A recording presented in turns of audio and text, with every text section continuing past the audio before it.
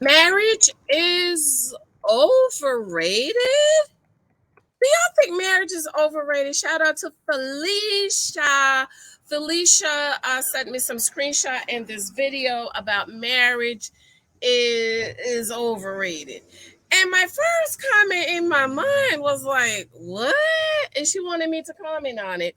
And I was like, what? And I'm like, I want to see who is saying marriage is overrated, because until you have been married to a Christ type of husband who is professing his love, providing for you, protecting you, paying all your bills, being faithful, laying you out, taking care of all of your needs, you are in need of no good thing.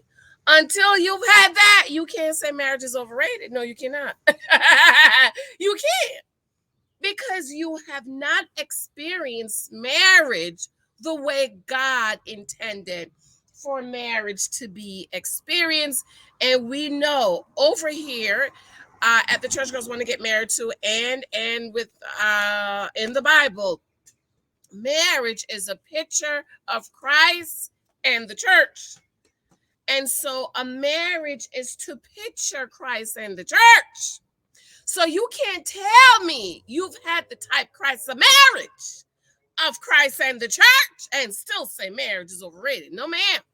You ain't had no Christ type of marriage. You ain't have no marriage where he's loving you and providing and protecting you and meeting all of your needs, and you are happy and you are fulfilled, and think marriage is overrated.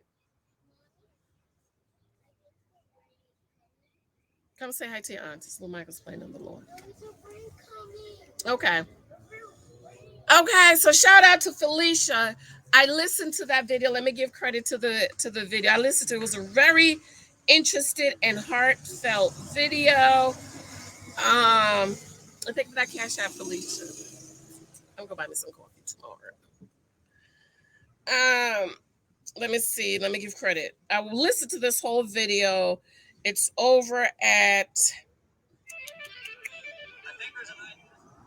It is over at We Need to Talk, and it says marriage is overrated at I Am Courtney Michelle. I subscribe to her channel too, and I guess it says Kevin Samuel started this conversation.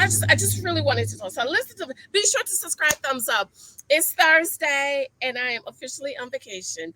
I wanted to put on my vacation shirt, but I'm wearing my Take Your Cookie Off the Table shirt because I want to talk about taking your cookie off the table. Thank you for your love and support. Thank you for those of you who have subscribed. Thank you for all my new patrons. Thank you for my coffee and my Cash App. I love you. I adore. Thank you for those of you who are picking up my books. See, a lot of women have experienced marriage as the naked wife. And so if you've experienced marriage as the naked wife, then you will think marriage is overrated. Many women have been 10 years a girlfriend. So you will think marriage is overrated. Okay. But marriage is not overrated. Many women don't have wisdom. So you will think marriage is overrated. But in the mind of Christ, marriage is not overrated, because marriage is a picture of Christ and the church. My new book, How to Read Your Bible in 1 Year. Okay. And so every time one man, one woman stand before God and man and take vows of holy matrimony, that is another picture of Christ and the church in the earth realm. This is why the devil is fighting marriages in the last few years, as he has. I mean, he was fighting it before, but I'm gonna hold my computer. But in the last few years, 10, 15, 20 years, the devil has been on full force on fighting marriages, because every time a man and woman get married, that is another picture of Christ in the church. Every time a born again couple have a baby, that's the little Jesus right there. That those are all armies for the Lord Jesus Christ. And so the devil will do whatever he needs to do to fight marriage and to fight anything, any pictures of Christ, because he hates Christ. He want women to think marriage is overrated, because we have not had the Christ type of marriage and the Christ type of love. Now, I'm just going to let y'all know, I think I've said this before, I don't believe love is unconditional. I think the only love that's unconditional is God's love towards us. And some parents love for their kids. But as far as husband and wife, I don't believe love is unconditional. Because soon as Michael do something, because piss me off. Okay. Soon as he either abandoned me, abused us, or adultery, I'm gonna show him how much I love it. Okay, by going down there and see the judge. Okay, so I don't believe marriage is unconditional. Well, you're gonna love me regardless. Marriage is over 50 degrees, 50% divorce, and the church is going to reign. Okay, and so the devil want us to think marriage is overrated because we haven't had what Christ intended. Marriage is not overrated. What I got from the video is there are a lot of women, I forgot my notes. There are a lot of women who want the husband type of guy that they can have. And they use the example of the average at best woman, right? She's making over $100,000. She also desires a man, a husband. Let me go ahead and say husband that makes $100,000, over $100,000. Now, I agree with her. I'm not about to marry some man who makes $40,000 when $40,000 can't provide.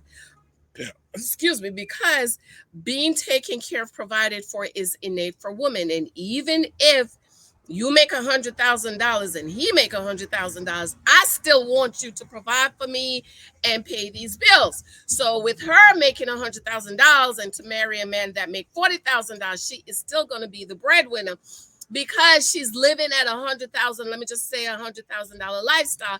And Tyrone can only provide a $40,000 lifestyle. And Sister Girl is not trying to live $40,000 lifestyle, and she's not about to still be the breadwinner. No, I'm all for that. I'm not going to be with a man who is not able to at least provide for me at the level that I am used to provide for myself.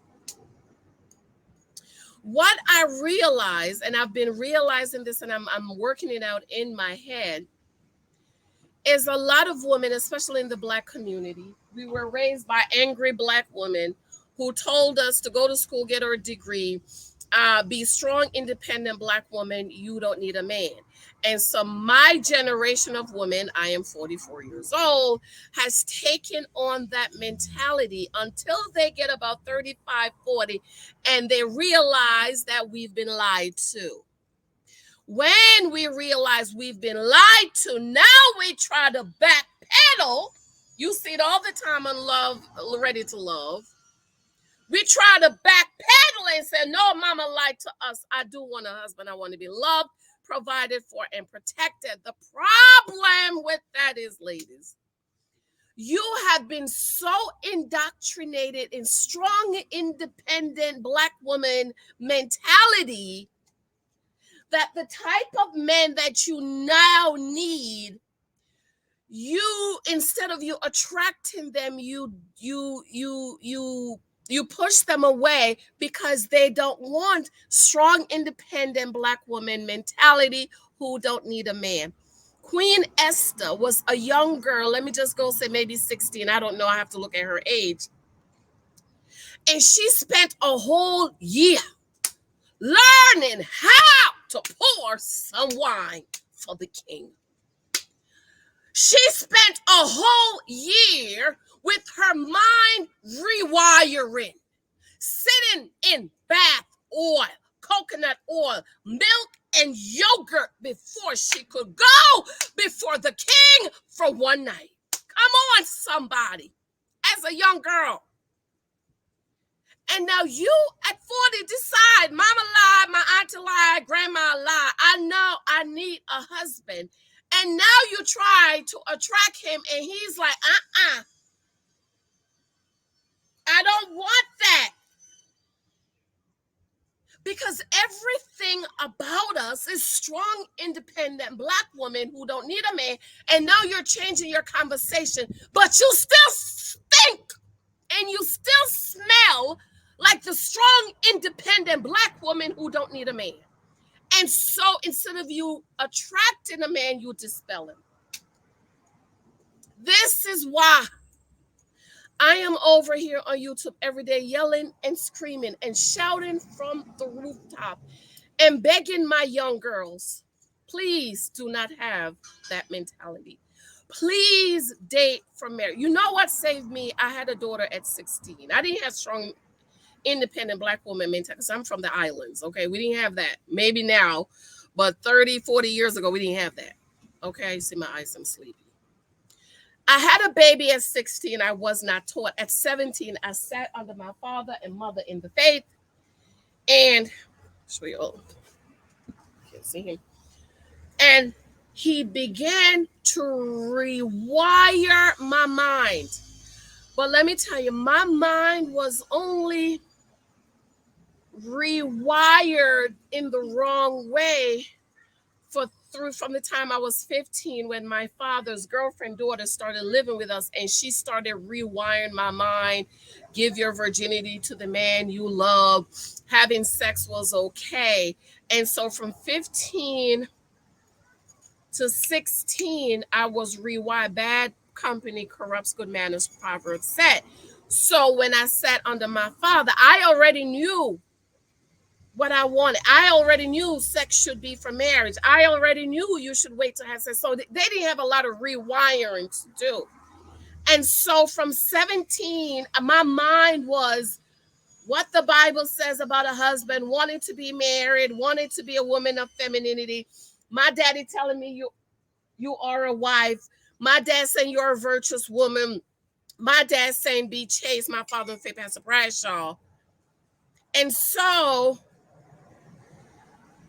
that helped me. So I was never the strong, independent Black woman mentality. I never had that mentality. I was taught how to be a wife, how to speak, how to address a man, how to be softer, how to be feminine. Say this, don't say that.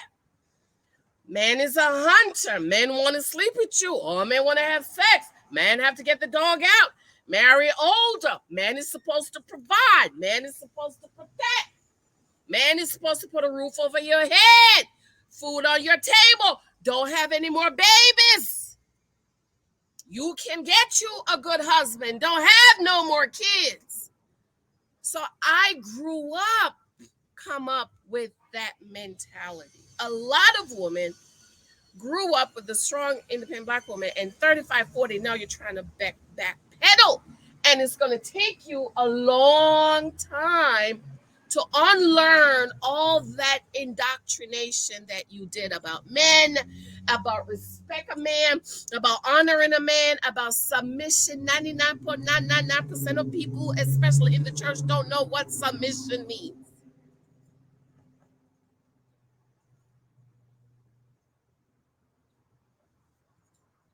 To this day, I still ask my husband, he said, one of the things he loved about me when he met me, he said, you were so kind and gracious, and you said, thank you.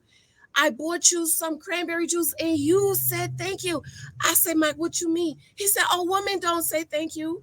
They are entitled. They feel like a man is supposed to buy me a drink. I've bought lots of women drinks. They never say thank you. He said, you are the first woman I have ever bought a drink that said thank you. That is, you learn please and thank you at 1-year-old, 2-year-old. The kids in the daycare have to school. Sister Joanna, may I please have some juice? Miss Alvarez, may I please go to the bathroom? Thank you, Miss Alvarez, for this apple. Thank you for this pizza, Miss Maria. So, how do you, as a woman, a man buy you something and you don't say thank you? And yes, I see it every day in my comments. We have an entitlement attitude. But if you read in the Bible and in my book, if you don't have it, this book, 23 Times God Teach You How to Date, I wrote about having a gracious spirit because even the Apostle Paul says, Peter, I think it's Peter, let your words be seasoned with grace. Okay, we don't. Let your words be seasoned with graciousness. And see, ladies, men are hunters. They can smell all that stuff on you.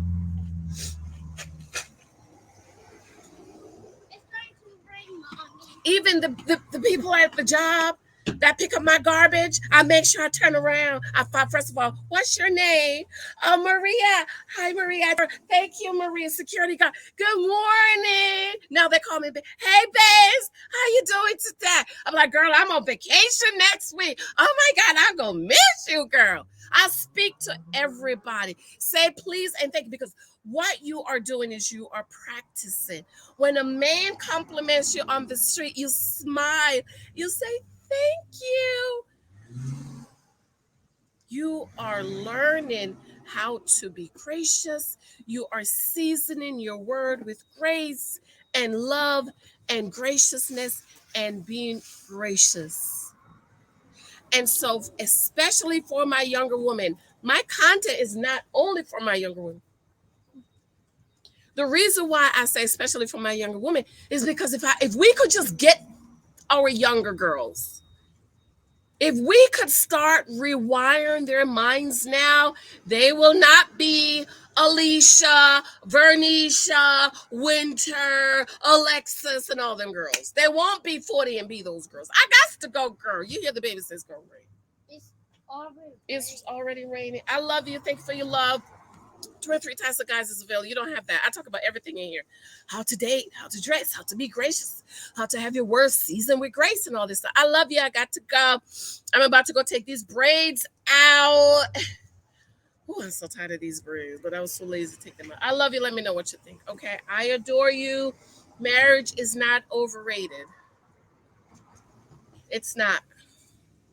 You can't say it's overrated until you have had the Christ type. Mommy, I think he had to live out here because it's a beat. If all you've had is Pookie's, Ray Ray's, Tyrone's, you going 50-50, you yelling, screaming, carrying on. Yeah, marriage is overrated because you ain't had no good marriage. But I got to go, girl. Take your cookie off the table. You dating with your cookie. You talk with you. Oh, no, there's no bee in the house. Yes, I got to go. Let's go get the bee. I love you. Be sure to subscribe. My Patreon is available. Cash App, thank you. My books, you know, my girls get on me all the time. But all I really care about is my books. I love you. Bye, honeys. Love you. Bye.